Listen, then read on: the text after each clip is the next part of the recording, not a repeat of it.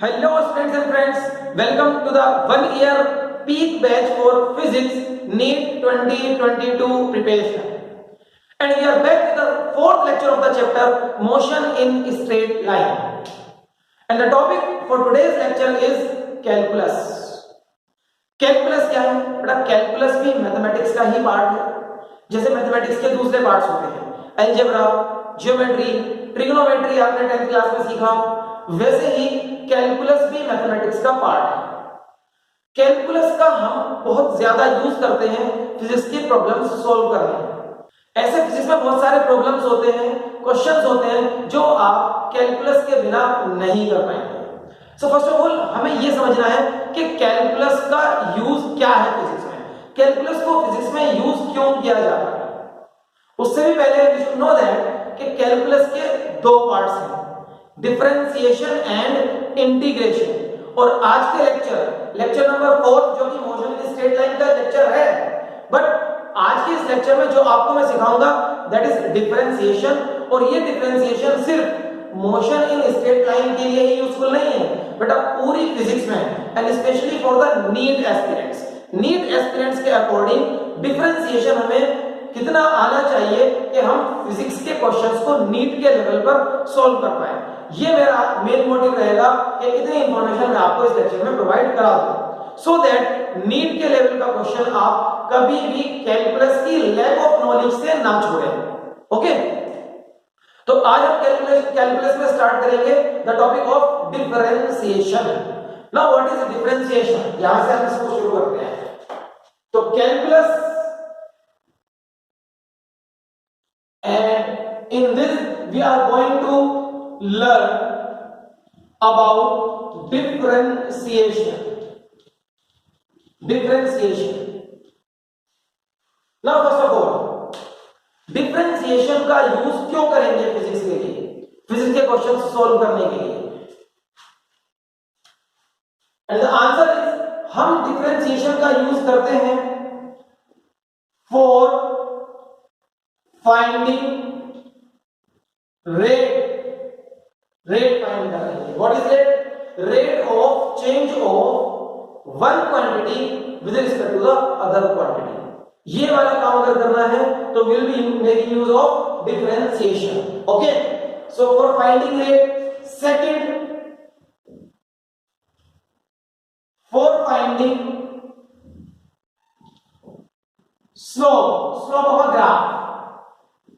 कोई अगर ग्राफ आपको मिला, उसकी स्लोप कैलकुलेट करनी है, डिफरेंशिएशन से वो स्लोप कैलकुलेट हो जाएगी।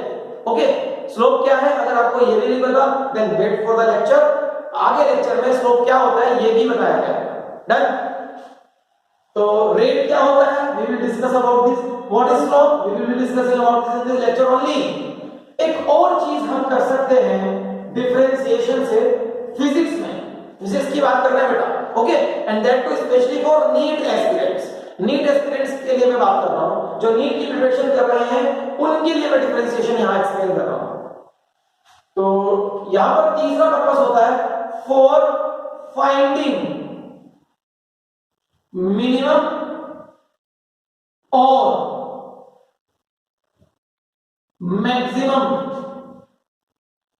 वैल्यू ऑफ अ फंक्शन, और साथ में उसकी लोकेशन भी कि वो कहां होगी मैक्सिमम या minimum value with its location या एंड इट्स लोकेशन। ओके, कोई आपको फंक्शन मिला, फंक्शन क्या होता है ये भी बताया जाएगा, सब चीजें बताई जाएंगी। ओके, फंक्शन जनरली एक इक्वेशन ही कह सकते हैं, तो फंक्शन क्या होता है ये भी बताया जाएगा, उस फंक्शन की मैक्सिमम वैल्यू क्या होगी या मिनिमम वैल्यू क्या होगी। अगर ये कैलकुलेट करना है we can make use of differentiation का यूज किया जाएगा इन चीजों को फाइंड आउट करने के लिए फॉर फिजिक्स में डिफरेंशिएशन का एप्लीकेशन है। आप कह सकते हैं the application of differentiation is very in physics. ये for finding rate, second for finding slope, और थर्ड फॉर फाइंडिंग मैक्सिमम और minimum value of a given function and location also, कि वो मैक्सिमम या मिनिमम वैल्यूज किस point पर है, किस लोकेशन पर है। ओके, तो सबसे पहले हम स्टार्ट करेंगे रेट के साथ। रेट पहले तो ये कि रेट क्या होता है, व्हाट इज रेट। बच्चों मैं एक एग्जांपल लूंगा और ऐसा एग्जांपल जो आप कर चुके हैं। मेरे एग्जांपल में आएगा वेलोसिटी का डेफिनेशन। वेलोसिटी का डेफिनेशन वेलोसिटी का डेफिनेशन मैंने आपको कराया है इस चैप्टर में and you must be knowing by now. Velocity can be defined as rate of change of displacement with respect to time. तो वर्ड यहां पर क्या आ रहा है? रेट आ रहा है। मेरे ख्याल से यहां डेफिनेशन बोलते ही आपको समझ आ गया होगा कि रेट क्या होता है। ओके, आप वेलोसिटी की डेफिनेशन ये भी बोल सकते हैं, rate of change of position with respect to time, मतलब डिस्प्लेसमेंट की जगह we can also say position. तो अगर मैं इस डेफिनेशन के अकॉर्डिंग वेलोसिटी को यहां लिखूं तो velocity can be written as rate of change of displacement या rate of change of position, मतलब change in position of the object with respect to time। with respect to time तो time का change नहीं चाहिए, change in time या time taken जिसे हम बोलते हैं, चेंज इन टाइम। ओके, तो what is the meaning of rate? Rate का मतलब होता है मैथमेटिकली अगर देखें कि एक चीज का एक क्वांटिटी का चेंज डिवाइड करना है दूसरी क्वांटिटी में होने वाले चेंज के साथ। ठीक है, this is the meaning of rate. तो velocity is change in position divided by change in time, या you can say rate of change of position of an object with respect to time. तो with respect to से पहले जो लिखा है वो numerator और विद रिस्पेक्ट टू के बाद जो लिखा है वो डिनोमिनेटर बन जाता है हमारा इस मैथमेटिकल फॉर्म में। ओके, ये रेट होता है, दिस इज रेट, इसी को रेट बोलते हैं। ओके, ये रेट। तो अगर आपको किसी एक फिजिकल क्वांटिटी का रेट ऑफ चेंज दूसरी फिजिकल क्वांटिटी के रेस्पेक्ट में फाइंड आउट करना है तो हम डिफरेंशिएशन का यूज कर सकते हैं। कैसे करेंगे वो बाद में आएगा, लेकिन डिफरेंशिएशन का यूज हो जाएगा। ठीक है, तो इसको मैं अगर सिंबल्स दूं, change in position, I can write delta S. S मतलब पोजीशन या डिस्प्लेसमेंट और delta S is change in position. कितने टाइम के साथ हुआ? Change in time delta T. इसको मैं इस तरह से लिख सकता हूं। ये बेटा रेट का एग्जांपल हो गया, यहां से आप रेट को समझ सकते हैं। रेट का दूसरा एग्जांपल हो सकता है rate of change of velocity with respect to time is defined as acceleration, उसको एक्सेलरेशन बोलते हैं। ओके, एक्सेलरेशन क्या है? Rate of change of velocity with respect to time, this is acceleration. ऐसे ही रेट्स की बहुत सारी डेफिनेशन है, जैसे कि rate of flow of charge with respect to time is electric current. ठीक है ना, तो बहुत सारी ऐसी डेफिनेशंस हैं जहां पर रेट वर्ड को यूज करके क्वांटिटीज को डिफाइन किया गया है। ओके, तो अभी रेट समझ में आया। अब रेट के बाद हम देखेंगे कि स्लोप क्या है। What is slope? स्लोप क्या होता है? ठीक, स्लोप के लिए आपने 9th 10th क्लास में कुछ ग्राफिकल क्वेश्चंस किए हैं मैथमेटिक्स में। मैं एक ग्राफ का हेल्प लूंगा, y एक्सिस x एक्सिस, ठीक है, y axis and x axis. अब y एक्सिस x एक्सिस पर एक ग्राफ बनेगा। सपोज मेरे पास यहां पर एक स्ट्रेट लाइन ग्राफ है, this is straight line. Done. अब इस स्ट्रेट लाइन ग्राफ की स्लोप निकालनी है। I need to calculate the slope of this line. ठीक है, क्या लिखा है यहां पर? For finding slope of a graph. तो इस स्ट्रेट लाइन की स्लोप निकालनी है। Now what is slope? Slope क्या होता है बेटा? अगर स्लोप ये एक इंग्लिश वर्ड है, इसके जनरल मीनिंग पर जाएं तो स्लोप का मीनिंग है ढलान। किसी भी चीज का ढलान स्लोप हो सकता है। ठीक है, तो हम कह सकते हैं कि इसका सिंपल सा मीनिंग होता है ढलान। मतलब मैं कह सकता हूं कि इस लाइन के ढलान पूछा है मेरे से। ठीक है, और देखो इसको अगर बहुत ही ज्यादा जनरल बनाएं तो आप क्या कहेंगे? लाइन 1 की स्लोप ज्यादा है या लाइन 2 की स्लोप ज्यादा है? ऑफ कोर्स लाइन 2 की, मतलब लाइन 2 की स्लोप ज्यादा है तो उसका ढलान ज्यादा है, वो ज्यादा स्टीपर है, ज्यादा स्टीप है। ठीक है, तो ये मीनिंग होता है slope. Now how to find out slope? Mathematically slope होता क्या है ये समझना होगा कि मैथमेटिकल मीनिंग ऑफ स्लोप क्या है, मैथमेटिकली हम स्लोप को कैलकुलेट कैसे करते हैं। ठीक है, उसके लिए हम वापस आ जाते हैं पहली लाइन पर, फर्स्ट लाइन पर वापस आ जाते हैं। यहां पर मैथमेटिकल मीनिंग ऑफ स्लोप ये होगा कि ये लाइन एक्स एक्सिस के पॉजिटिव डायरेक्शन से। पॉजिटिव डायरेक्शन ये होगा, नेगेटिव इधर होगा, याद है ना ग्राफ। एक्स एक्सिस के पॉजिटिव डायरेक्शन से ये गिवन लाइन या गिवन कर्व कोई भी चीज हो सकती है, कर्व भी हो सकता है, लाइन भी हो सकती है, ओके। तो गिवन कर्व कितना एंगल बनाता है, किससे? एक्स एक्सिस के पॉजिटिव डायरेक्शन से। मान लो ये लाइन अगर आप कंटिन्यू कर दें पीछे, तो आपको दिखाई देगा कि क्या एंगल है, this is the angle, okay, this is the angle from the positive direction of the x axis. अब अगर आप कहीं भी एक एक्स एक्सिस के पैरेलल लाइन ड्रॉ कर लो, तो ये एंगल हर जगह कांस्टेंट रहेगा, बिकॉज ये स्ट्रेट लाइन है, और स्ट्रेट लाइन का जो भी ढलान है वो कांस्टेंट ही रहता है, ठीक है। स्ट्रेट लाइन का ढलान, स्ट्रेट लाइन का स्लोप हर जगह पर चेंज नहीं होगा, इसीलिए उसका एंगल भी हर जगह पर चेंज नहीं होगा। एंड बेसिकली स्लोप जो होता है वो इसी एंगल से हम फाइंड आउट करते हैं। एंगल कौन सा angle? Angle from positive direction of X axis.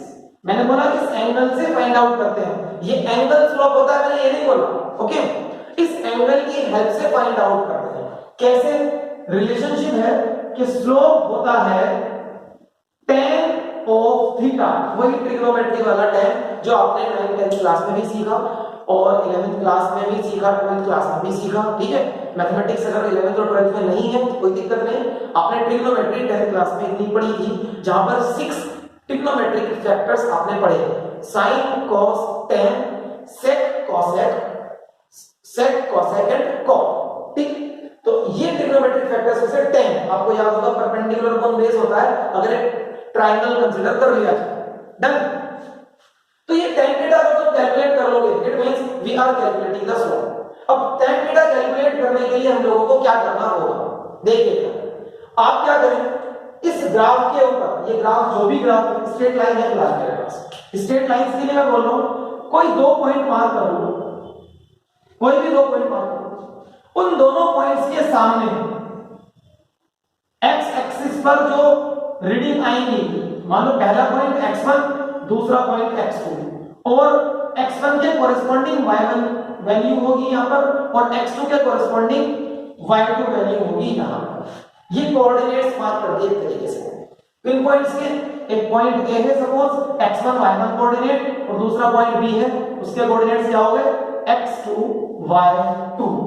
अब आप देखोगे कि यहां पर एक ट्रायंगल बनेगा A और B पॉइंट्स को लेकर, ये देखिए A और B पॉइंट को लेकर एक ट्रायंगल बन जाएगा, और गिवन कर्व या गिवन स्ट्रेट लाइन उस ट्रायंगल में हाइपोटेन्यूज होगा, याद रखिएगा। गिवन कर्व या गिवन स्ट्रेट लाइन उस ट्रायंगल में हाइपोटेन्यूज होगा, और ये वाला एंगल हमारा स्लोप डिटरमाइन करवाएगा, tan थीटा, इसी से आएगा ना स्लोप। अब इस ट्रायंगल के अकॉर्डिंग tan थीटा क्या होगा, this is the perpendicular and this is base, और परपेंडिकुलर अपॉन बेस होता है tan theta. Perpendicular upon base अगर आप किसी ट्रायंगल के लिए कर दो तो tan थीटा मिल जाएगा, ठीक। तो परपेंडिकुलर यहां पर बच्चों क्या है, ध्यान से देखोगे, ये हाइट y2, ये y1, तो this is y2 minus y1। ऐसे ही बेस कितना है, ये डिस्टेंस x2, ये x1, सो बेस हो जाएगा x2 माइनस x1। तो मेरे पास स्लोप आ गया, या स्लोप का कह सकते हो एक फॉर्मूला आ गया, y2 minus y1 upon x2 minus x1, this is the formula for slope, okay. आप कह सकते हो this is change in y axis, y axis पर जो भी चेंज हुआ वो divided by change in x axis, this is slope. इसको स्लोप बोलेंगे, समझ में आ रहा है, दिस इज स्लोप। तो स्लोप क्या होता है ये भी समझ लिया। अभी स्ट्रेट लाइन कर्व के लिए समझा, स्ट्रेट लाइन ग्राफ के लिए, कोई कर्वी ग्राफ होगा उसका भी स्लोप देखेंगे अभी हम। रेट क्या होता है वो भी हमें समझ में आ चुका है, ठीक है। यहां तक अभी तक कोई प्रॉब्लम नहीं होनी चाहिए। हाँ, एक चीज मैं आपको याद दिला दूं, जो tan थीटा है, आपको बेटा याद है tan का पूरा नाम क्या होता है, टेंजेंट, याद रखिएगा। tan का पूरा नाम टेंजेंट होता है, ये भी याद रखिएगा, ओके। अभी रिलेट करेंगे इसको हम टेंजेंट को आगे। अब यहां के बाद आप देखिए ध्यान से, अगर मैं इसी ग्राफ को जो y एक्सिस और x एक्सिस के लिए मैंने बनाया था, क्या मैं फिजिक्स के अकॉर्डिंग, मुझे तो सब चीजें फिजिक्स में अप्लाई करनी है।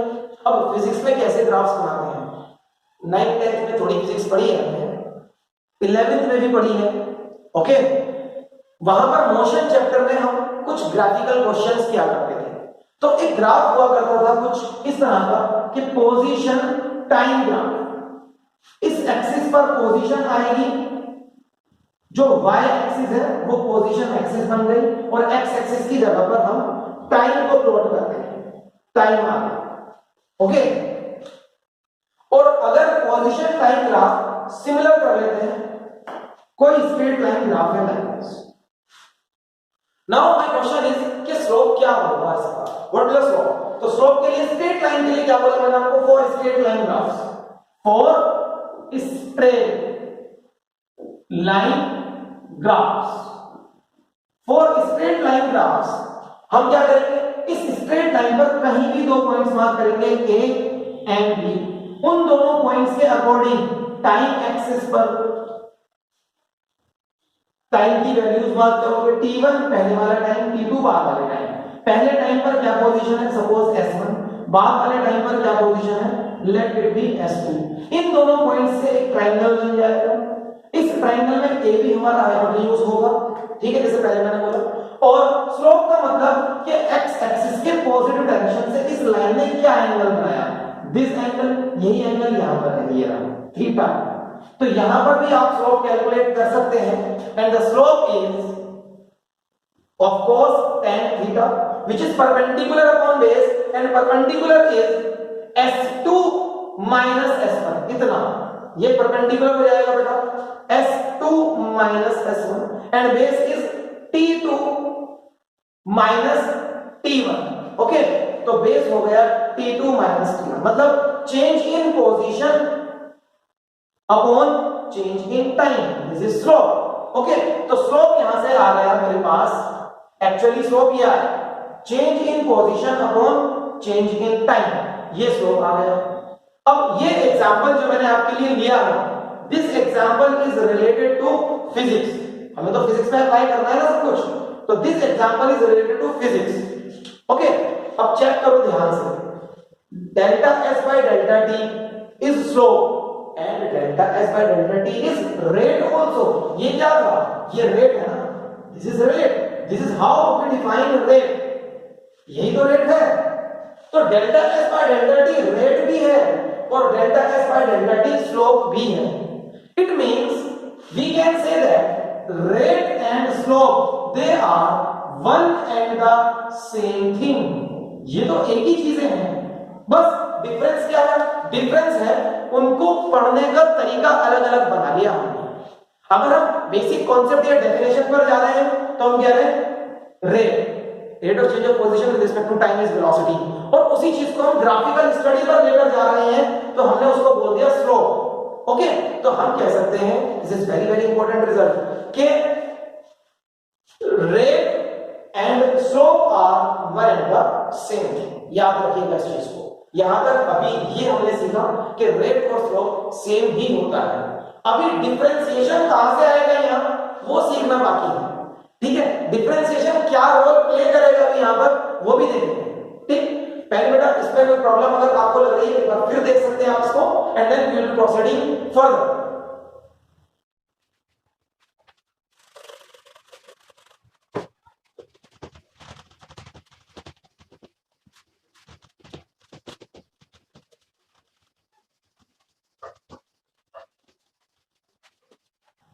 So students, till now we have learned that, we have understood that कि स्लोप और रेट एक ही चीज होते हैं, ठीक है। और स्लोप कैसे फाइंड आउट करते हैं किसी भी ग्राफ के लिए, ये प्रोसेस भी हमने उसके स्टेप्स सीख लिए, ठीक है।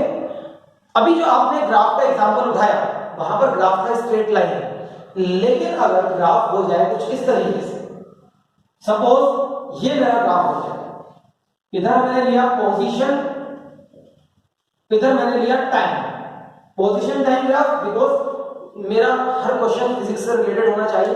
We are not learning differentiation for solving mathematical questions, we are understanding differentiation to solve the questions of physics. Okay, तो फिजिक्स से रिलेटेड हम हर चीज सीख रहे हैं यहां पर डिफरेंशिएशन को लेकर। तो अब देखो, अगर position time graph straight line ना रहे, सपोज वो ऐसा हो लाइक दिस, कर्व है ये, ओके। अब व्हाट इज स्लोप? स्लोप की बेसिक डेफिनेशन है, slope is tangent of theta. Theta क्या? Tangent of the angle which the graph makes with positive direction of X axis. ठीक है, अब आप देखिए यहां पर, अब अगर बिल्कुल ही बेसिक्स पर आ जाओ, स्लोप होता है ढलान। ढलान के हिसाब से सोचते हैं, बिल्कुल बेसिक फंडे पर आ जाओ, स्लोप होता है ढलान, ढलान होता है सर। अब देखो बेटा, क्या इसका ढलान चेंज नहीं हो रहा?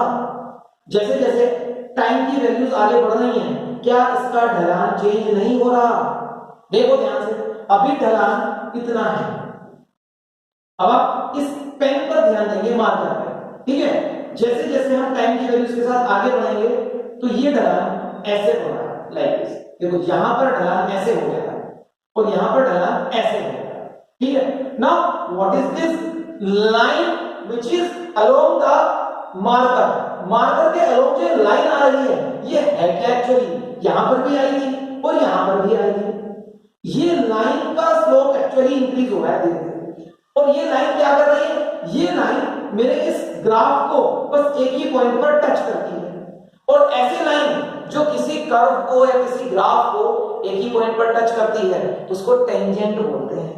10th क्लास की मैथमेटिक्स में ये चीजें हमने सीखी, 9th 10th की मैथमेटिक्स में सर्कल को लेकर कि any line touching the circle eight a point is a tangent. तो अगर सर्कल की टेंजेंट बनाओ, इस पॉइंट पर अलग बनेगी, इस पॉइंट पर अलग बनेगी, इस पॉइंट पर अलग बनेगी, इस पॉइंट पर अलग बनेगी। इस तरह के क्वेश्चंस होते थे ना 9th 10th की मैथमेटिक्स में, सर्कल चैप्टर में याद होगा आपको, ठीक है। वैसे ही यहां पर आप टेंजेंट बना सकते हो। देखो, अगर आपसे पूछा जाए स्लोप बताइए पॉइंट ए पर, तो स्लोप ये वाला टेंजेंट बना लो। इस टेंजेंट का टाइम एक्सिस से, टाइम एक्सिस मतलब एक्स एक्सिस, ठीक है, जो भी एंगल होगा θ1 वो इसका स्लोप। और फिर थोड़ी देर बाद आपसे पूछा जाए बी पॉइंट पर स्लोप बताइए, और फिर ऐसे ही सी पॉइंट पर बताइए, तो सी पॉइंट पर आप एक टेंजेंट ड्रॉ करेंगे, टेंजेंट ड्रॉ कर ली सर, उसका एक्स एक्सिस के पॉजिटिव डायरेक्शन से एंगल निकालेंगे। अब एक्स एक्सिस का पॉजिटिव डायरेक्शन मतलब यहां पर क्या है? टाइम एक्सिस का पॉजिटिव डायरेक्शन ये है, ये एंगल निकाला θ2, ओके, दिस एंगल इज θ2। तो ये एंगल इसकी स्लोप डिटरमाइन कराएगा। यहां पर स्लोप क्या हो जाएगी? tan θ1 और यहां पर tan θ2। एंड नो डाउट अगर एंगल बढ़ेगा तो स्लोप तो बढ़ ही रहा है, ठीक है। तो हमें दिख रहा है यहां पर क्या बेटा? स्लोप बढ़ रहा है। मैथमेटिकली भी हमने देख लिया, यहां पर स्लोप tan θ1 है और यहां पर स्लोप tan θ2 है। मतलब इस ग्राफ के लिए स्लोप कांस्टेंट नहीं है। स्ट्रेट लाइन ग्राफ के लिए स्लोप कांस्टेंट था। This is straight line graph, हर जगह पर एंगल थीटा सेम है। Positive direction of X axis या टाइम एक्सिस जिसे हम बोल रहे हैं अभी, उससे हर पॉइंट पर एंगल सेम है, तो स्लोप कांस्टेंट था। यहां पर स्लोप कांस्टेंट नहीं है, ठीक है। अब प्रॉब्लम इज कि हम यहां पर स्लोप कैसे निकालेंगे? बेटा यहां पर क्योंकि स्लोप कांस्टेंट नहीं है, तो यहां पर हर पॉइंट की स्लोप अलग आएगी। तो यहां पर हम डिटरमाइन करते हैं ऐसे ग्राफ्स के लिए फॉर कर्व्ड ग्राफ्स, जो कर्व्ड ग्राफ्स होते हैं। अब से पहले जो आपने सीखा वो था फॉर स्ट्रेट लाइन ग्राफ। अब कर्व्ड ग्राफ्स अगर आएंगे तो कर्व्ड ग्राफ्स के लिए हम क्या करते हैं? हम डिटरमाइन करते हैं slope eight a point. It is because slope is not constant. Slope is not constant, ऐसा इसलिए क्योंकि स्लोप हर पॉइंट पर अलग अलग है, कांस्टेंट नहीं है, ओके। तो ये चीज समझ में आ रही है, ये चीज आपके समझ में आ रही है बच्चों कि स्लोप हर पॉइंट पर अलग अलग होगा एक कर्व्ड ग्राफ का, ठीक है।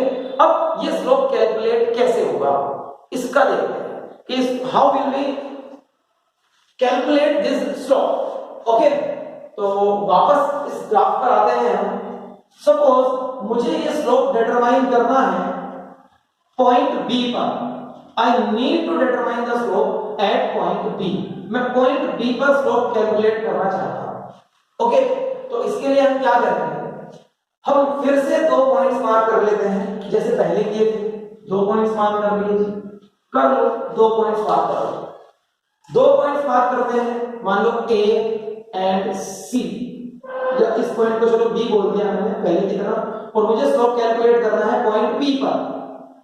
A और B मैंने 2 पॉइंट्स मार्क कर लिए और A और B के कोऑर्डिनेट्स मार्क कर लो।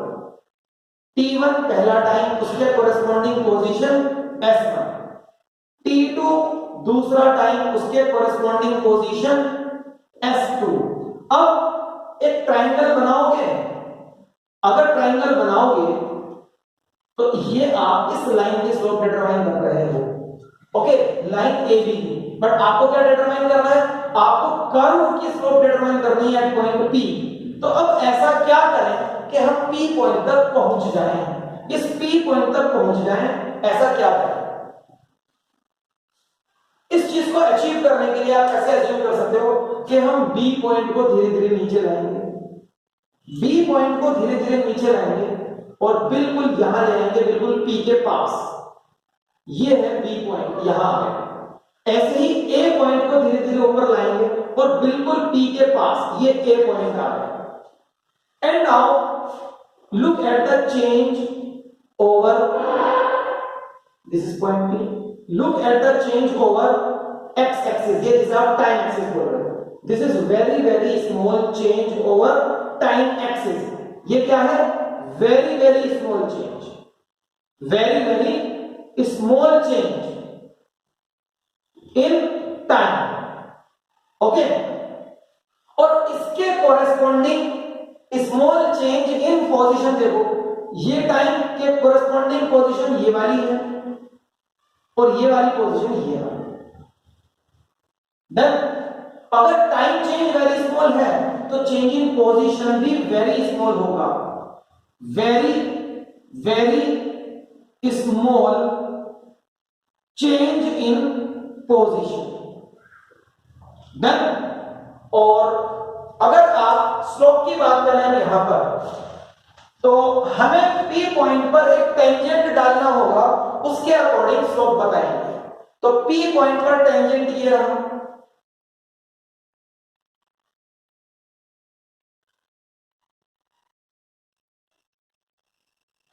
and if this is the angle from positive direction of x axis, ये यहां पर टाइम एक्सिस है हमारी, ठीक है।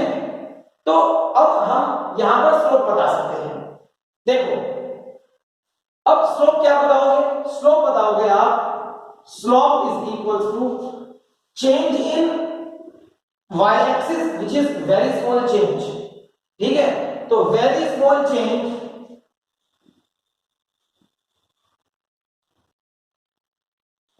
in position divided by very very small change in time। ये क्या है? ये है slope at point P। P point की स्लोप है। ऐसा क्यों बोल रहे हैं बेटा? अभी यहां पर जो हो रहा है इतने पार्ट में डायग्राम में, अगर मैं उसको थोड़ा मैग्नीफाई करके बनाऊं तो देखो क्या हो रहा है। B पॉइंट बहुत पास आ गया, A पॉइंट बहुत पास आ गया, ये P पॉइंट है, यहां पर B, यहां पर A, इसको और मैग्नीफाई कर देते हैं, यहां पर B, यहां पर A, ये P है, इसको और मैग्नीफाई कर देते हैं, P, यहां पर B, यहां पर A।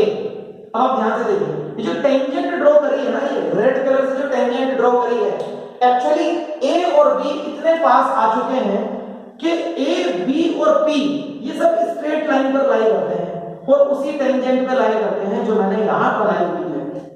इतने पास आ चुके हैं कि ये एक ही स्ट्रेट लाइन पे लाई करते हैं। और ये क्या था? T1, ये क्या था? T2, इधर क्या था? S1, इधर क्या था? S2। तो ये ट्रायंगल बन गया, ठीक है। बट ये वाला चेंज जो है ना, ये डेल्टा S नहीं है, ये क्या है? ये very very small change in position ये है, और ये डेल्टा T से डिनोट नहीं होगा, ये डेल्टा T से डिनोट नहीं होगा। ये क्या है? ये है very very small change in time. अगर ये डेल्टा S और डेल्टा T से डिनोट नहीं होंगे, डेल्टा S और डेल्टा T से डिनोट नहीं होंगे तो फिर किससे होंगे? They are denoted as ds and dt, ds and dt इससे डिनोट करते हैं। What is the meaning of ds? ds का मीनिंग है very very small change in position, and dt, t मतलब टाइम, और dt का मतलब very very small change in time.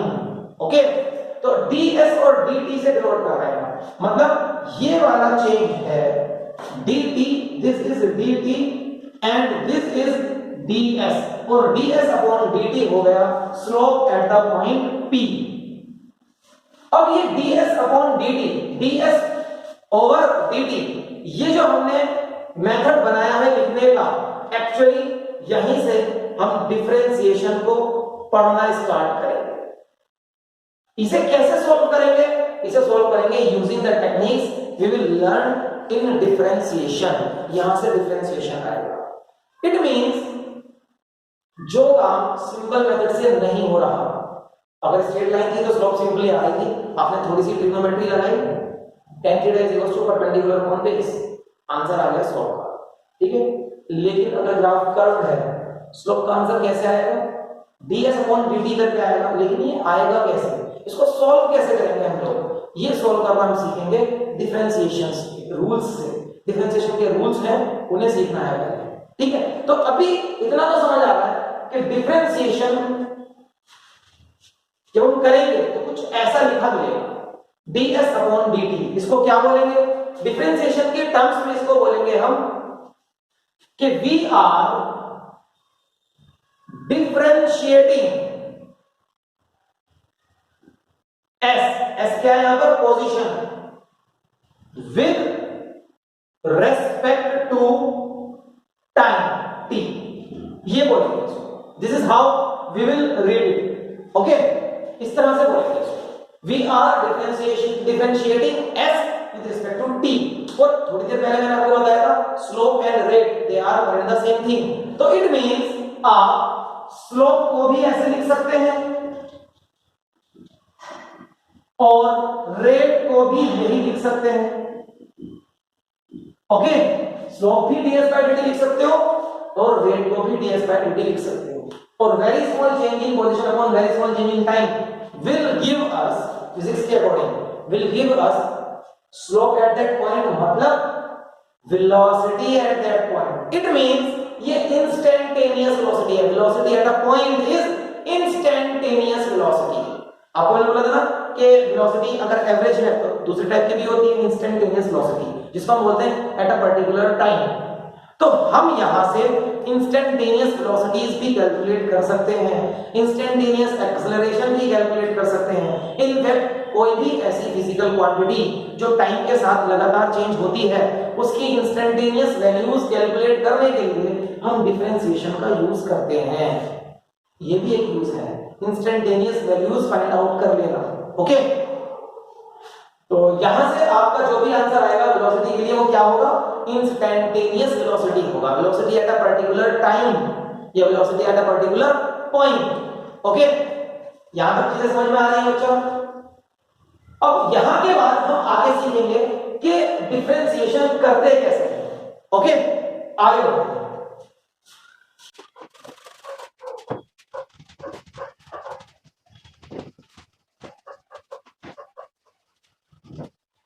And now students, अब सीखना है कि डिफरेंशिएशन करते कैसे हैं। लेकिन उससे पहले बेटा आप लोग ना एक बात अपने दिमाग में फिट करो थोड़ी, कि डिफरेंशिएशन एक मैथमेटिकल टूल ही है। मैथमेटिकल टूल मतलब जैसे आपने सबसे पहले एडिशन सीखा, सब्ट्रैक्शन सीखा, उसके बाद में मल्टीप्लिकेशन सीखा, डिवीजन सीखा, ओके। उसके बाद में रूट्स निकालने सीखे, अपने पावर्स कैसे सॉल्व करते हैं वो सीखा। ये सब मैथमेटिकल टूल्स हैं। Addition is a mathematical tool, जिससे हमें पता चलता है कि दो नंबर्स को कैसे ऐड करते हैं। Subtraction is a mathematical tool, ऐसे ही multiplication is a mathematical tool.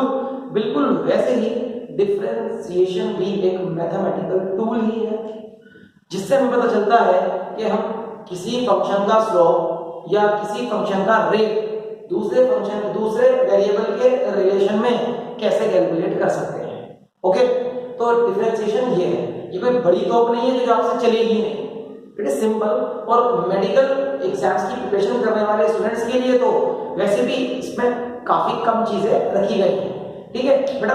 Differentiation overall बहुत बड़ा टॉपिक है, लेकिन आपको अपने एग्जाम्स में स्पेशली नीट के एग्जाम्स की प्रिपरेशन के लिए जो अप्लाई करना है डिफरेंशिएशन या इंटीग्रेशन जो हम आगे सीखने वाले हैं, वो एक बहुत छोटा पार्ट है जिसकी रिक्वायरमेंट है उतना ही हम आपको कराते रहे हैं, ठीक है। तो इट इज सिंपल, और क्योंकि थोड़ा नया है इसलिए आपको हो सकता है कि शुरू में लगे कि शायद आ नहीं रहा, लेकिन आप उसी चीज को जब दूसरी बार देखोगे या थर्ड टाइम देखोगे कि फिर आपको लगेगा कि हाँ चीजें आ रही हैं, और डिफरेंशिएशन के ऊपर जो बेस्ड क्वेश्चंस होते हैं वो अब हमारे लगने लगे हैं, ठीक है।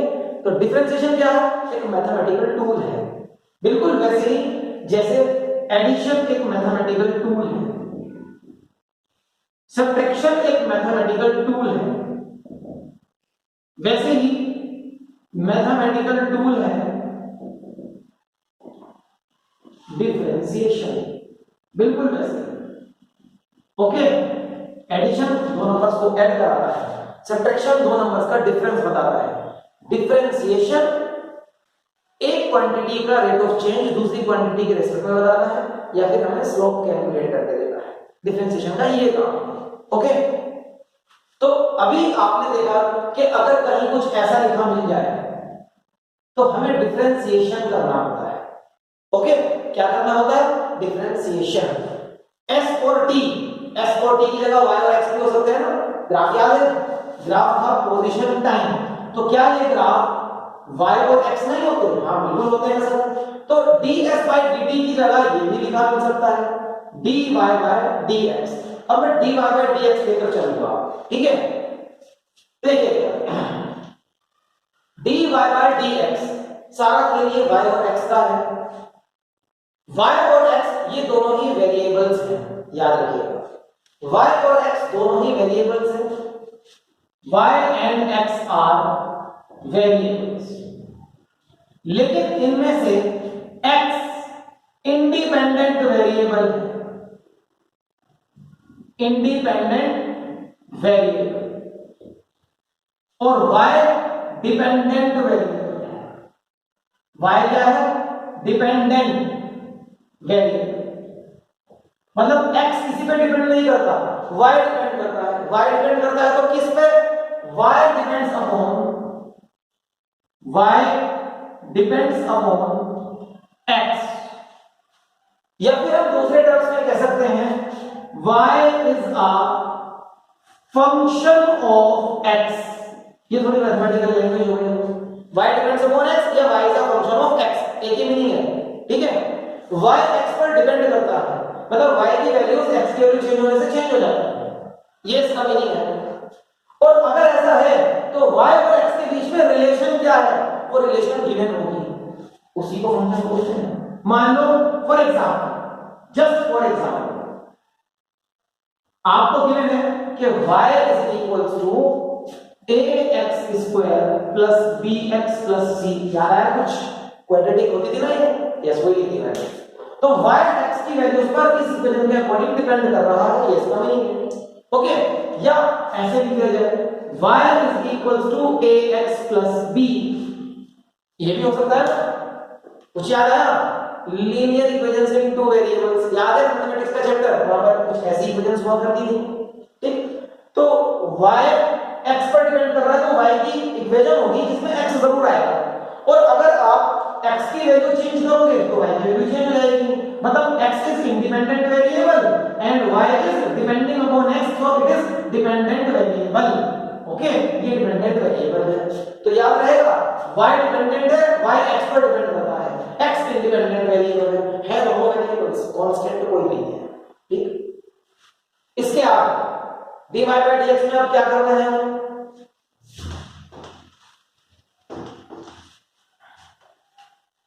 dy by dx। अब देखिए, याद रहे कि ये x तो वेरिएबल है, इंडिपेंडेंट वेरिएबल, और y क्या है?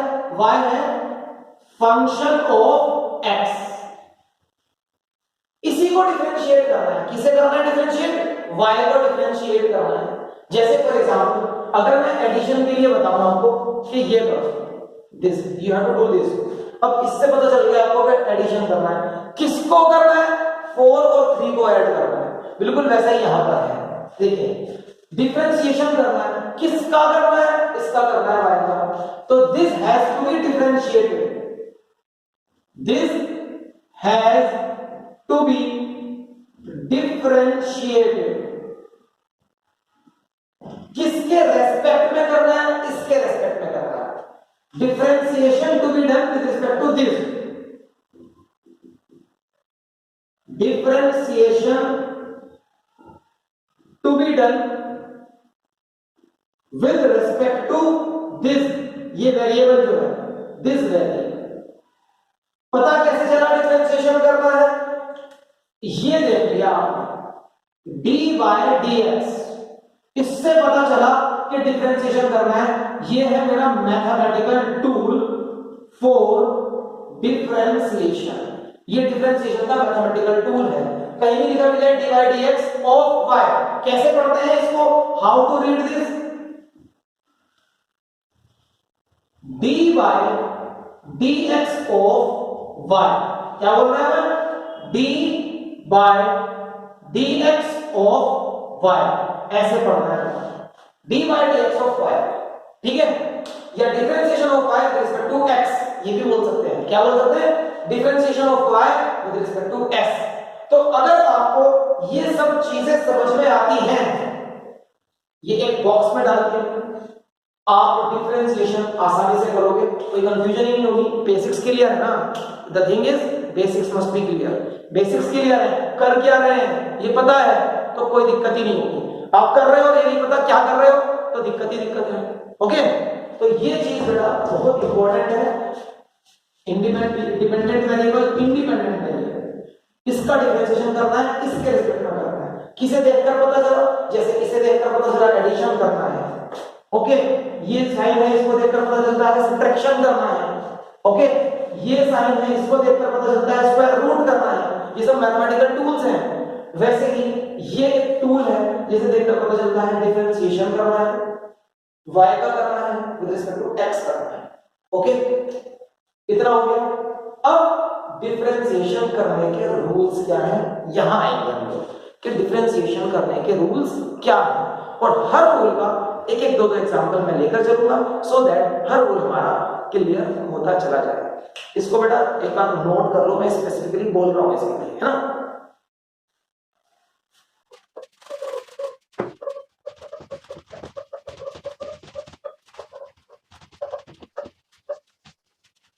नाउ रूल्स फॉर डिफरेंशिएशन, पहले यहां लिख देता हूं dy by dx, dy by dx of y, ठीक है, dy by dx of y।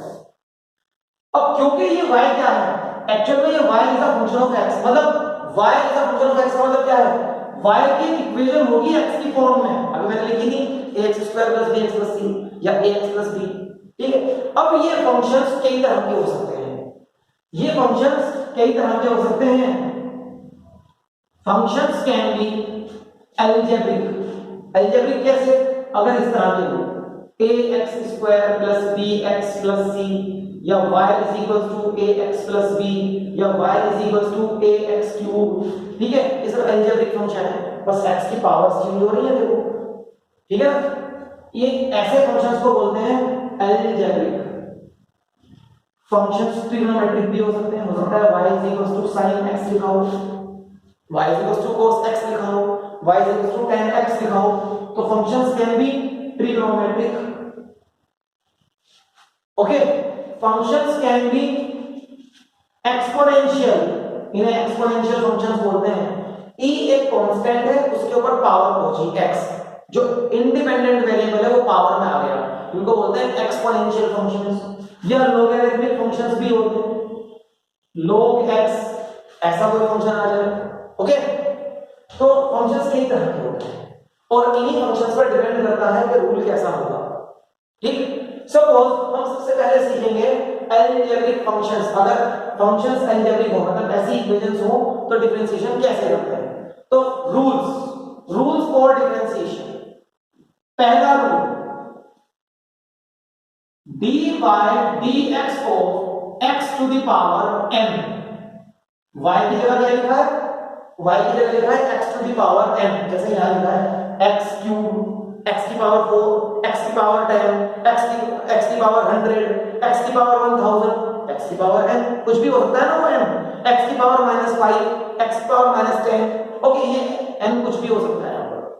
तो अगर लिखा है dy dx of x to the power n, इसका रूल क्या है, डिफरेंशिएशन करके क्या आंसर आएगा, इसका आंसर आएगा जो ये ओरिजिनल पावर है इसे आप लिख दो ऐसे इज, और इसके मल्टीप्लिकेशन में जो वेरिएबल था उसकी एक पावर कम करके लिख देते हैं, पावर पहले n थी अब n माइनस 1, तो डिफरेंशिएशन करने पर एक पावर कम हो जाती है और ओरिजिनल पावर मल्टीप्लिकेशन में आ जाती है, ये रूल हो गया, ठीक है। इस रूल का एक एग्जांपल सॉल्व कर रहे हैं, देखिए एग्जांपल देखिए,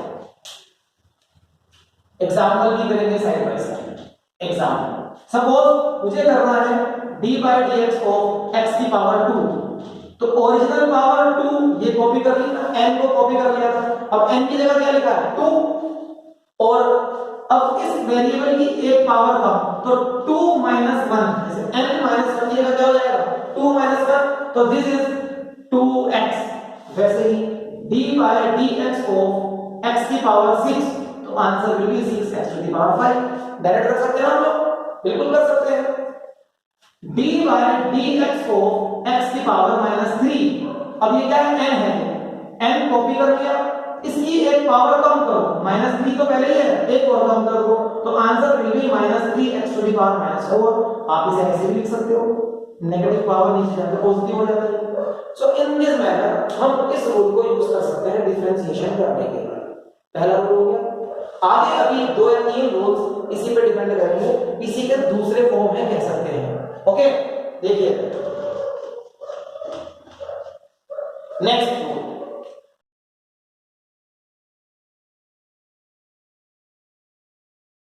अगर आपको चीजें ऐसी मिल जाएंगी dy dx of a into x की पावर n, और ये बताया जाए आपको कि where a is a constant, a एक कांस्टेंट है, ये बता दिया आपको, ओके। अच्छा अब मैं जितने भी डिफरेंशिएशन करूंगा ना, अगर वहां a आएगा तो याद रखना a कांस्टेंट है, ठीक, बार बार नहीं बताऊंगा। तो जो कांस्टेंट होता है a is a constant, constant को कॉपी कर दो और बाकी बचे में वो ही रूल लगा दो जो x पावर n का था, ये अलजेब्रिक फंक्शन ना, अलजेब्रिक फंक्शन है तो उसी का रूल लगा दो, a को तो कॉपी कर लिया और बाकी सब कुछ इसके मल्टीप्लिकेशन में जाएगा, एक ब्रैकेट में आ जाएगा, मतलब ये हुआ। तो x की पावर n का क्या रूल है, n x to the power n minus 1, this is the answer, a into n into x की पावर n minus 1, ये आंसर आ गया डिफरेंशिएशन का। फॉर एग्जांपल करते हैं, एग्जांपल देखिए बच्चों, अगर मैं लिखूं d by dx को 5 into x की पावर 6, इसको डिफरेंशिएट करना है, तो नाउ 5 एक नंबर है, कांस्टेंट है, कांस्टेंट को क्या करना है, कांस्टेंट को कॉपी कर लेना है, कांस्टेंट को कॉपी कर लेना है और बाकी x की पावर 6 पर यही रूल लगा देना है। तो इसके अकॉर्डिंग पावर कॉपी करो 6 और एक पावर कम कर दो, पावर हो जाएगी 5, तो 6 into x की पावर 5, 6 5 13 x की पावर 5, ये आंसर मेरे पास आ गया, ओके। आगे देखिए, एक और एग्जांपल कर देता हूं मैं आपके लिए, वैसे तो ये सफिशिएंट हो गया बट एक और ले लेते हैं, 5 into x की पावर -4, अब इसको कैसे डिफरेंशिएट करूं, again 5 is a constant, x की पावर -4, तो पावर कर लो पहले कॉपी, ओरिजिनल पावर को कॉपी कर लिया और एक पावर कम कर दो, -4 में -1 करा क्या आएगा -5, तो answer is 5 4 20 with negative sign, x की पावर -5, ये आंसर आ गया, ओके। इस तरह से हम इस रूल को यूज कर सकते हैं, इसके एग्जांपल्स आ गए हमारे पास, डन। अगला देखते हैं, नेक्स्ट करेंगे आप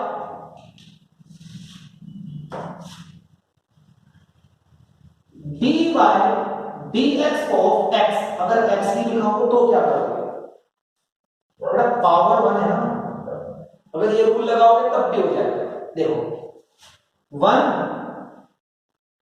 और ये पावर कॉपी कर ली और अब एक पावर कम कर दो, 1 - 0, तो क्या आंसर आ रहा है 1 into x की power 0, anything to the power 0 is 1, तो 1 into 1 क्या आया 1, मतलब उसी चीज का चेंज उसी के रेस्पेक्ट में 1 ही तो आएगा, सिंपल है ना। तो d by dx of x answer will B 1 only, ये तो सिंपल था बिल्कुल। ओके, नेक्स्ट रूल देखिए, नेक्स्ट रूल में हम करेंगे d by dx of a। Now what is a, मैंने आपको बता दिया a जहां भी आ जाए वो कांस्टेंट है, मतलब कांस्टेंट का डिफरेंशिएशन। जरा सोचो इसका मीनिंग क्या होता है, change in a with respect to change in x, यही मीनिंग सिखाया है इसने हमने। अब a तो कांस्टेंट है तो क्या उसमें कोई चेंज होगा, तो इट मींस अगर आप किसी कांस्टेंट को डिफरेंशिएट कर रहे हो तो आंसर विल बी 0, ये याद रखने का बहुत इंपॉर्टेंट रूल है। सिर्फ और सिर्फ कांस्टेंट है यहां पर, देखो कांस्टेंट किसी वेरिएबल के साथ मल्टीप्लाइड है तो कुछ आंसर आएगा, लेकिन ओनली कांस्टेंट उसका चेंज तो 0 है ना, that is why the answer is 0। तो ये कुछ रूल्स हो गए हमारे पास, 4 रूल्स टिल नाउ, ये सारे रूल्स अलजेब्रिक फंक्शंस के माने जाएंगे, ठीक है। कुछ ट्रिग्नोमेट्रिक फंक्शंस के देख लेते हैं, देखिए ट्रिग्नोमेट्रिक फंक्शंस इनको रख कर रहा हूं।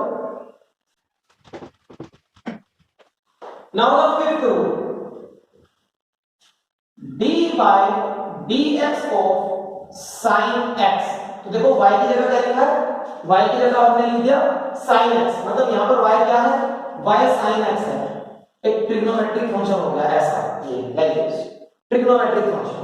इसका डिफरेंशिएशन करोगे तो क्या आएगा, इसका डिफरेंशिएशन आता है cos x, okay cos x आता है। Sixth rule, d by dx of cos x, cos x का करोगे तो क्या आएगा माइनस sin x आएगा, ओके। अब कुछ बच्चे सोच रहे होंगे कि धड़ाधड़ रूल सर बता रहे हैं, लेकिन ये रिजल्ट आते कहां से हैं बच्चों, ये रिजल्ट कैसे आते हैं, ये मैथमेटिक्स का डीप नॉलेज वाला पार्ट है थोड़ा, हम मैथमेटिक्स में सीखते हैं, 11th 12th की मैथमेटिक्स में सीखते हैं ये सब चीजें, बट अभी आप क्या कर रहे हैं, we are preparing for NEET physics, NEET की फिजिक्स प्रिपेयर कर रहे हो, वहां पर ये सब चीजें सीखनी जरूरी नहीं है कि ये कैसे आया, हमें ये रिजल्ट अप्लाई करने हैं फिजिक्स में, तो आप इन रिजल्ट्स को इसलिए याद करो, अदरवाइज आप क्या कर रहे होंगे, आप पीसीबी नहीं आप पीसीएम पढ़ रहे होंगे, फिर अगर इन रिजल्ट्स के पीछे जाएंगे ना ये कैसे आए, दैट मींस आप पीसीएम के स्टूडेंट बन गए, बट रिमेंबर आप किसके स्टूडेंट हैं, पीसीबी के स्टूडेंट हैं, ठीक है। तो ये रिजल्ट्स यूज करके फिजिक्स के क्वेश्चंस सॉल्व करने हैं, डन। हाँ, अब मैं आपको एक चीज इंपॉर्टेंट बता रहा हूं, very important, as per my experience, मेरे एक्सपीरियंस के अकॉर्डिंग ये 6 रूल्स अगर तुमने कर लिए तो एनफ है अभी फिजिक्स के लिए जो हमारी चल रही है, ठीक। कहीं कहीं पर कुछ और रूल्स आएंगे और जैसे आएंगे मैं आपको एक्सप्लेन करूंगा दोबारा, बट अभी ये एनफ है पूरी मैकेनिक्स के लिए, ठीक। बाकी के रूल्स भी मैं यहाँ पर मेंशन कर रहा हूं, लेकिन मेरी एडवाइस है कि अभी ये 6 रूल्स आप बिल्कुल परफेक्टली याद कर लो, इनसे ही काम बनता रहेगा अभी, ओके। बाकी ये रूल्स जब जरूरत पड़ेगी तब उनको याद कर लेंगे, मतलब हम चाहते हैं कि हमारे ऊपर ज्यादा बर्डन ना आए। बाकी के रूल्स क्या है, आई विल राइट देम, ठीक है, बाकी के रूल्स भी लिख देता हूं। अब ट्रिग्नोमेट्रिक फंक्शन सीखने हैं 6, sin cos tan cos sec cosec, वो 6 के 6 रूल्स तो होंगे ना, 2 तो मैंने लिख दिए, बाकी के भी लिखते हैं। 7 d by dx of sin हो गया, cos हो गया, tan पर आ गया, इसका आंसर होता है sec स्क्वायर x, ओके। अब करेंगे आप next rule 8, d by dx of cot, cot का करेंगे, cot का आएगा माइनस cosec स्क्वायर x, फिर करेंगे आप d by dx of sec x, इसका आएगा sec x tan x answer, और लास्ट करेंगे आप d by dx of क्या रह गया cosec x, cosec x का करोगे तो आंसर आएगा माइनस के साथ cosec x cot x, okay. तो देख लीजिए आप इन दोनों के आंसर्स लगभग एक जैसे हैं, sin का cos, cos का माइनस sin, इन दोनों के आंसर्स लगभग एक जैसे हैं, tan का sec स्क्वायर x, cot का माइनस cosec स्क्वायर x, और इन दोनों के आंसर्स भी लगभग एक जैसे हैं, sec x का sec x tan x, cosec X का minus cosec X cot X. अब ये माइनस कहां कहां आ रहा है, अगर आप ध्यान दोगे माइनस कहां कहां आ रहा है, इसको याद करने की ट्रिक दे रहा हूं आपको। माइनस उस ट्रिग्नोमेट्रिक फंक्शन को डिफरेंशिएट करके जरूर माइनस आएगा जिसका नाम c से स्टार्ट हो रहा है। देखो c का cos x minus answer, c cot x minus answer, c cosec x minus answer. याद कर लो, जिनका नाम c से स्टार्ट होता है उनका डिफरेंशिएशन करके नेगेटिव आंसर तो आना ही है, नेगेटिव साइन आना ही है, ठीक है। बाकियों का तो आंसर नाम c से स्टार्ट नहीं होता, sin s से स्टार्ट हो रहा है, tan t से स्टार्ट हो रहा है और sec s से स्टार्ट हो रहा है ना। तो ये c वाले नेगेटिव आंसर दे रहे हैं हमारे, याद रखिएगा। छोटी सी ट्रिक बतानी, ऐसी ट्रिक करने में कोई दिक्कत नहीं है, लेकिन वो ट्रिक जो एक कॉन्सेप्ट के ऊपर बैठ जाए आपको, मतलब कॉन्सेप्ट तो सीखा नहीं, ट्रिक सीख रहे हो, वो बहुत हानिकारक होती है, ठीक है। वो ट्रिक बहुत हानिकारक होती है। तो कॉन्सेप्ट सीखने के बाद अगर ट्रिक कर रहे हो तो कोई दिक्कत नहीं है फिर, but concept is fundamental, concept basic है बेटा, कॉन्सेप्ट पे ध्यान रखेंगे। ये आपके कुछ और रूल्स मैंने लिख दिए, 10 रूल्स हो गए, इनके रूल्स भी बताऊंगा, इनके भी रूल्स बताऊंगा, ओके। नेक्स्ट कर रहे हैं,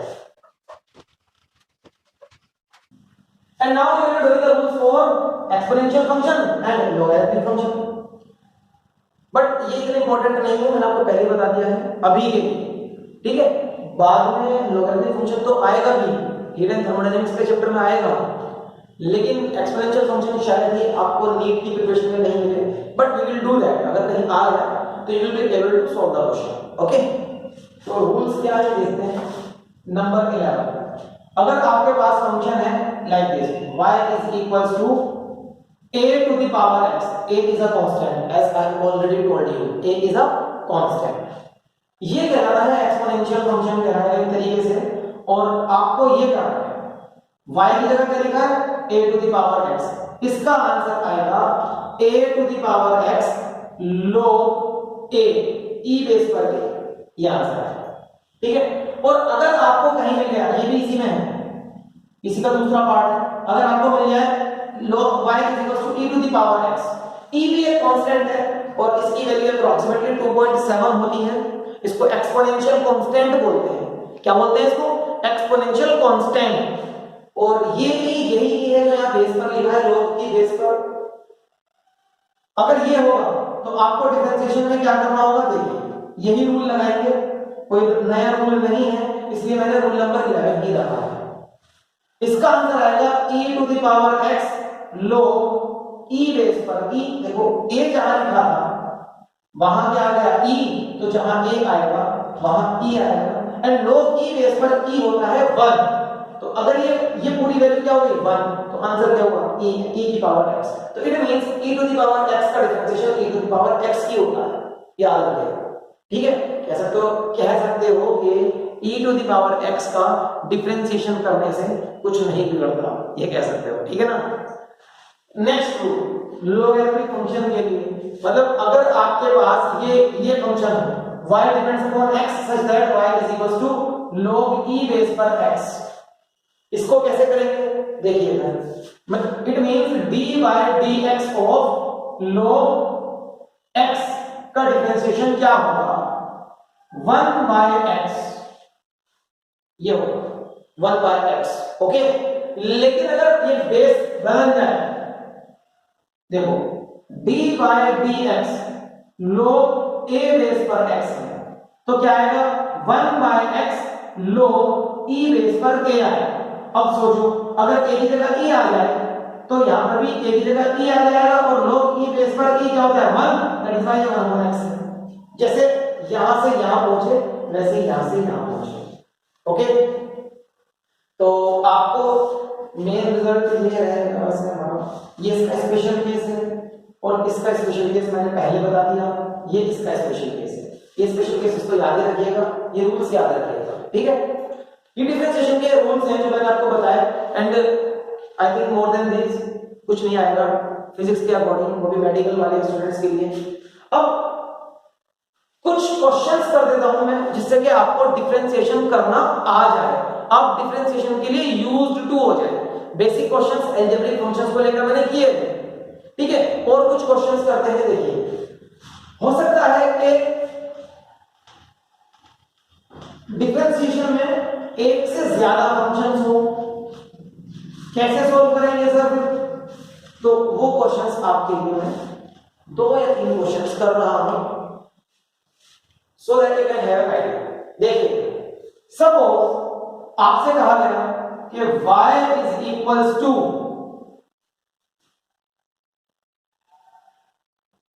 6 sin x।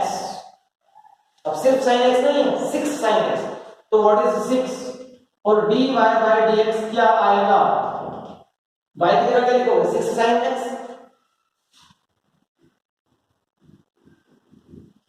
6 क्या है? कांस्टेंट। रूल याद करो, कांस्टेंट का एज इट इज कॉपी कर लेते हैं। अब क्या बचा? sin x। sin x का डिफरेंशिएशन क्या होता है? dy by dx और sin x क्या होता है? cos x होता है। ये इसका आंसर है। ठीक, एक एग्जांपल हो गया। नेक्स्ट लेते हैं। नेक्स्ट, अगर आ जाए इस तरह से y is equals to sin x plus cos x, इसका क्या करेंगे? बहुत ही सिंपल है। d by dx of y मतलब d by dx of sin x plus cos x हो गया। sin x को अलग, जैसे कि आप एक ब्रैकेट सॉल्व करते हो तो d by dx of sin x है और d by dx of cos x है। तो sin x का डिफरेंशिएशन होता है cos x और cos x का होता है minus sin x। This is the answer. ये आंसर है, समझ रहे हो? तो अगर बीच में प्लस या माइनस साइन लग रहा है, इट इज वेरी सिंपल। ये डिफरेंशिएशन अलग करना है, ये अलग करना है ना? सिंपल हो गया। ये समझ में आ रहा है? एक और एग्जांपल लेते हैं।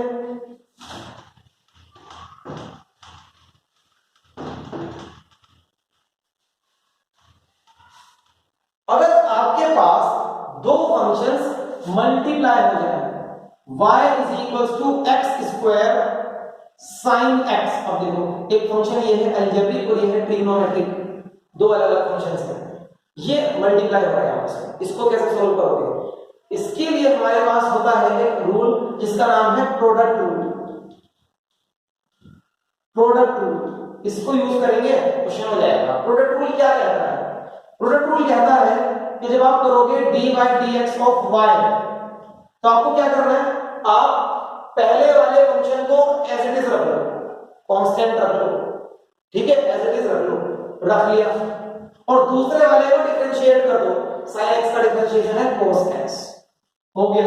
बीच में प्लस लगाओ, अब दूसरे वाले को एज इट इज रख लो, और ट्रिग्नोमेट्री का तो ब्रैकेट में डालने में फायदा रहेगा, और पहले वाले को डिफरेंशिएट कर दो। इसका डिफरेंशिएशन करोगे तो क्या आएगा? x स्क्वायर का क्या आएगा? पहले रूल से 2x आएगा। तो हमारे पास आंसर आया इसका x square cos x plus 2x into sin x। This is the answer.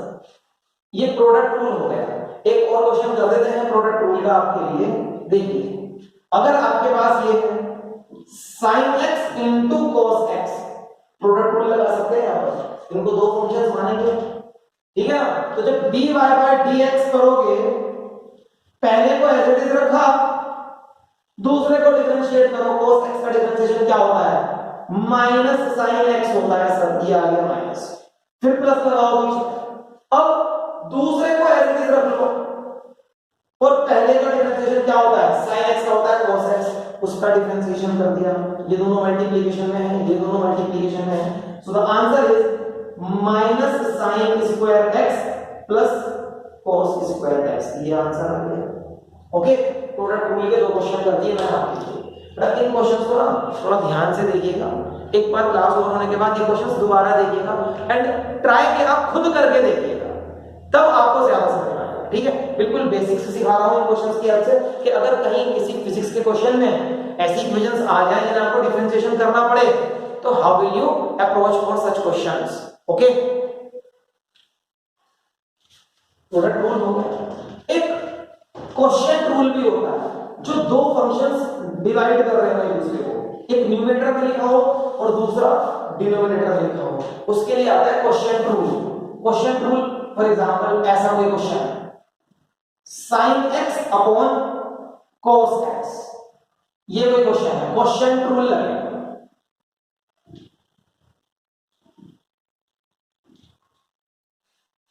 ये रूल क्या कहता है? ये रूल कहता है जब आप dy बाय dx करोगे तो क्या करना है? डिनोमिनेटर जो भी होगा उसका तो स्क्वायर कर दो और ऊपर क्या करोगे? एक बार तो डिनोमिनेटर को एज इट इज रख लेना और न्यूमरेटर का डिफरेंशिएशन कर देना। किसका डिफरेंशिएशन? न्यूमरेटर का। nr मतलब न्यूमरेटर, dr मतलब डिनोमिनेटर। ठीक है, ये भी dr कर देता हूं। फिर माइनस साइन लगाना और माइनस साइन लगाकर आपको क्या करना है? न्यूमरेटर को एज इट इज रख लेना है और उसके साथ डिनोमिनेटर का डिफरेंशिएशन कर देना है। डिनोमिनेटर का डिफरेंशिएशन, ये कहलाता है क्वेश्चन रूल। इस रूल को लगाएंगे यहां पर, तो देखिए dy बाय dx क्या आएगा।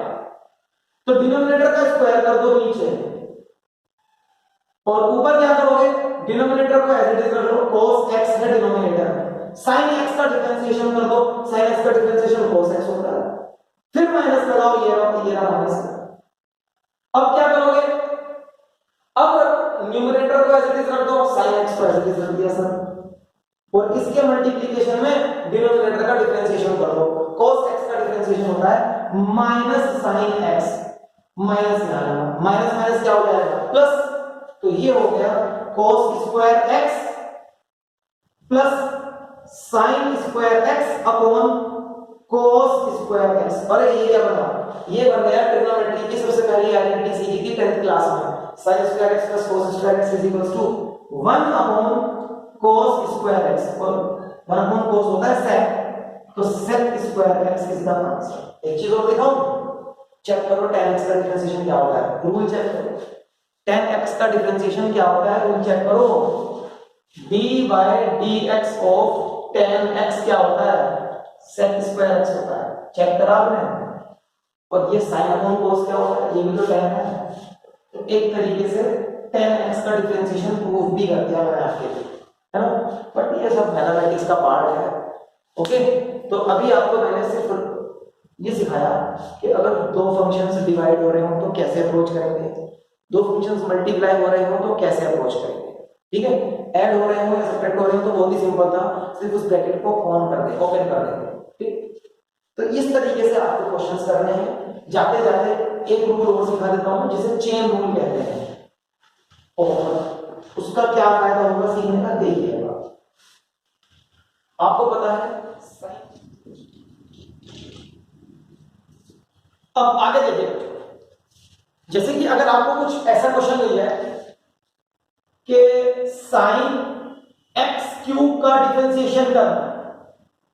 अब प्रॉब्लम ये है कि सर आपने तो साइन एक्स का डिफरेंशिएशन बता दिया हमें, लेकिन ये तो साइन एक्स क्यूब आ गया। Now this is x cube in place of x, this is the problem. Sine x का डिफरेंशिएशन होता तो हम कर देते cos x होता है।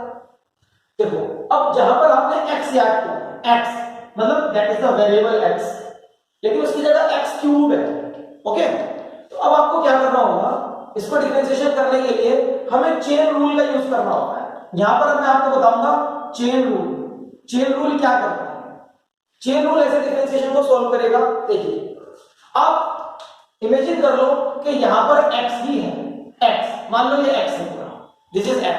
ओके, अब इसको x मानते हुए आप डिफरेंशिएट कर दो।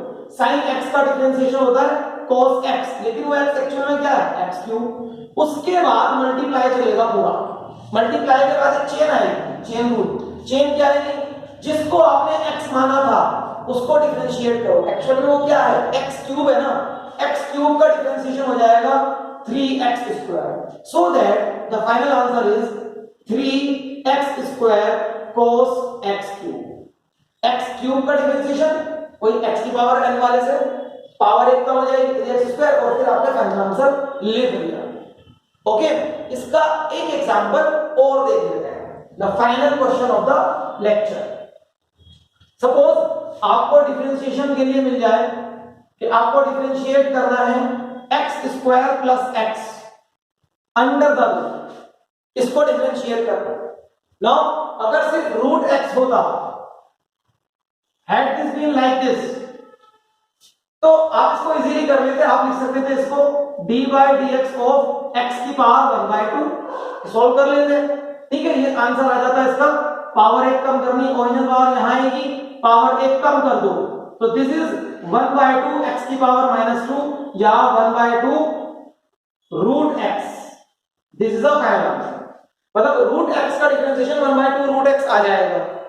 अब यहां तो x की जगह कुछ और फंक्शन है x का, x² + x, तो जहां पर x की जगह कुछ और है आप उसे x ही मान लो, कैपिटल X मान लिया मैंने इसको, और डिफरेंशिएट कर दो। ओके, तो रूट x का डिफरेंशिएशन ये होता है, आप डायरेक्टली भी यूज कर सकते हैं, अदरवाइज ये सारे स्टेप्स करने पड़ेंगे ना, डायरेक्टली यूज कर सकते हैं कि रूट x का डिफरेंशिएशन 1/2 रूट x होता है, तो इसका डिफरेंशिएशन हो जाएगा 1/2 रूट x की जगह है x² + x। अब इस पूरे के साथ एक चेन चलेगी, मल्टीप्लिकेशन है। चेन में क्या होगा, चेन में जिसको तुमने x माना है वो क्या है x² + x, उसका डिफरेंशिएशन करना होगा। तो x² का डिफरेंशिएशन इज 2x और प्लस x का differentiation is 1, so the final answer becomes 2x + 1/2 root में x² + x। ये इसका आंसर हो गया। सो ये चेन रूल के एग्जांपल्स हैं। Okay, so students, in all, in today's lecture we have completed that how can we use and solve the questions based upon differentiation। differentiation को use कैसे करेंगे फिजिक्स में, क्यों करेंगे, ये भी हो गया। क्यों करते हैं डिफरेंशिएशन को यूज, डिफरेंशिएशन को यूज करते हैं बिकॉज अगर हमें फाइंड आउट करना है रेट या स्लोप ऑफ अ ग्राफ या फिर मैक्सिमा और मिनिमा फाइंड आउट करना है तो डिफरेंशिएशन का यूज करते हैं। फिर उसके बाद आपने देखा कि डिफरेंशिएशन को सॉल्व करने के लिए क्या रूल्स एंड फॉर्मूले हैं, वो कुछ रूल्स एंड फॉर्मूले मैंने आपको आज बताए, उनके ऊपर हमने कुछ एग्जांपल्स भी सॉल्व किए हैं। ओके, तो इन एग्जांपल्स को बेटा आप एक बार फिर देखेंगे सो दैट आपको समझ में आ जाए चीजें अच्छे से किस तरह हो रही है। डिफरेंशिएशन एक कोई ऐसी चीज नहीं कि एक बहुत बड़ी तोप है जो आपसे नहीं चलेगी। ओके, डिफरेंशिएशन एक बार प्रैक्टिस करो, दो बार प्रैक्टिस करो, बस ये एक नई चीज है, नई चीज है तो इसलिए आपको एक बार प्रैक्टिस करनी होगी, दो बार प्रैक्टिस करनी होगी, तीसरी बार आप खुद करेंगे, तीसरी बार नहीं हो रहा चौथी बार आप खुद करेंगे, बट आफ्टर प्रैक्टिसिंग आप इसको खुद करने लग जाएंगे।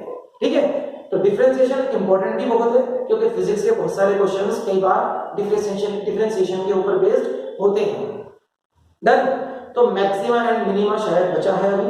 मैक्सिमा मिनिमा के लिए क्या करना है, मैक्सिमा मिनिमा क्या होता है, विद इन मिनट्स हम इसको भी कंप्लीट कर ही लेंगे। मैक्सिमा मिनिमा के लिए और देख लीजिए and then we will be winding up this lecture. देखते हैं। सो स्टूडेंट्स, मैक्सिमा मिनिमा के लिए मैं आपको एक स्टेप्स दे रहा हूं कि अगर मैक्सिमा मिनिमा के लिए क्वेश्चन कोई आएगा तो कौन से स्टेप्स फॉलो करने हैं।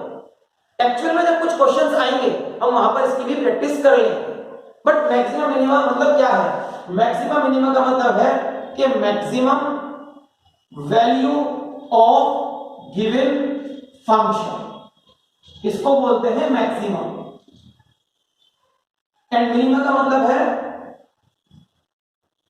Minimum value of given function, इसको बोलते हैं minimum. Okay, this is maxima and minimum. तो मैक्सिमा मिनिमा का कभी भी कोई क्वेश्चन आए, मतलब अगर आपसे किसी क्वांटिटी की मैक्सिमम वैल्यू या मिनिमम वैल्यू फाइंड आउट करवाई जाए या ये पूछा जाए कि मैक्सिमम वैल्यू या मिनिमम वैल्यू किस जगह पर होगी, तो उसका एक सिंपल सा स्टेप होता है कि आपको उस फंक्शन के लिए डिफरेंशिएशन करना है। वो फंक्शन कुछ भी हो सकता है, मान लो वो फंक्शन y है, आपको उस फंक्शन के लिए डिफरेंशिएशन करना है अगर वेरिएबल x है तो x के साथ, और उसके डिफरेंशिएशन को इज इक्वल टू 0 करने के बाद सॉल्व कर देना है। सॉल्व दिस, यहां से सॉल्व करने के बाद x का कुछ आंसर आएगा, तो इस फंक्शन की मैक्सिमम वैल्यू या मिनिमम वैल्यू x की इस वैल्यू पर होगी। ठीक है, ये तो हो गई लोकेशन, इस वैल्यू पर होगी। देन और अगर आपको मैक्सिमम या मिनिमम वैल्यू निकालनी है तो x की इस value put this value of x in y की इक्वेशन में रख दो, you will get the desired answer। जो भी आपको चाहिए, मैक्सिमम चाहिए मैक्सिमम आ जाएगा, मिनिमम चाहिए मिनिमम आ जाएगा। ठीक है, तो जो भी उस क्वेश्चन ने पूछा है, मैक्सिमम पूछा है तो मैक्सिमम का आंसर आ जाएगा, मिनिमम वैल्यू पूछी है मिनिमम की वैल्यू आ जाएगी। ये स्टेप्स अगर आप लगाएंगे तो लोकेशन भी मिलेगा कि कहां पर वैल्यू मैक्सिमम है या मिनिमम है, और आंसर भी मिलेगा मैक्सिमम एंड मिनिमम वैल्यू का। ओके, इसके लिए मैं आपको एक छोटा सा एग्जांपल दे देता हूं। फॉर एग्जांपल, कहीं पर हमसे कहा जा रहा है कि velocity is given as a function of t such that v is equal to 6 sin omega t, ये है। Okay, where omega is a constant, जहां पर omega constant है। now the question is what is the maximum value of velocity and at what value of time will it occur। तो उसके लिए आपको क्या करना है, dv by dt करना है ना। मैक्सिमम वैल्यू पूछिए वेलोसिटी की, तो अगर मैक्सिमम पूछिए या मिनिमम पूछिए, क्या करना है, उस फंक्शन को डिफरेंशिएट करके जीरो कर देना है और इसको इज इक्वल टू जीरो करेंगे। तो dv by dt क्या आएगा, साइन का डिफरेंशिएशन होता है cos ओमेगा t। अब ओमेगा t है, t की जगह क्या है, ओमेगा t, ठीक है ना, t की जगह पर क्या लिखा है, ओमेगा t। तो चेन रूल लगाएंगे, इसको भी डिफरेंशिएट करेंगे। इसके मल्टीप्लिकेशन में ओमेगा t का डिफरेंशिएशन हो गया omega is equals to zero. तो ये हो गया 6 omega cos omega t is equals to zero. Okay, यहां से 6 ओमेगा तो कांस्टेंट है, तो it means cos omega t ही जीरो होगा। ओके, अब यहां से हम टाइम की वैल्यू निकाल लेंगे, टाइम का एक आंसर आएगा, ठीक, that is a part of solution.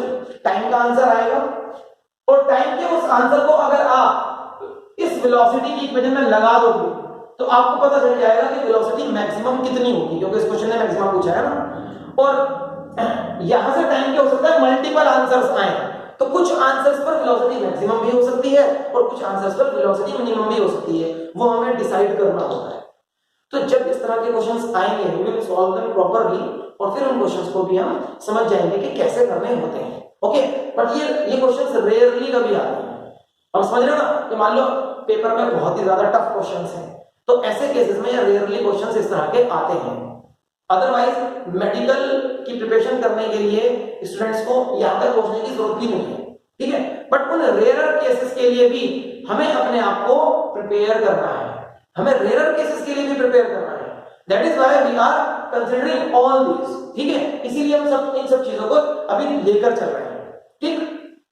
तो that's all from the lecture. बेटा डिफरेंशिएशन का फिजिक्स में क्या यूज है, डिफरेंशिएशन के क्वेश्चंस हम फिजिक्स में किस तरह सॉल्व करेंगे, रूल्स एंड फॉर्मूले, ये सब चीजें आपने इस लेक्चर में आज कर ली हैं, डन। और डिफरेंशिएशन इससे ज्यादा मेरे ख्याल से नीड्स के एस्पिरेंट्स को सीखने की जरूरत नहीं है। नेक्स्ट लेक्चर में हमें इसी तरीके से इंटीग्रेशन के बारे में चीजें समझनी होंगी। कैलकुलस के दो पार्ट्स है ना, डिफरेंशिएशन एंड इंटीग्रेशन।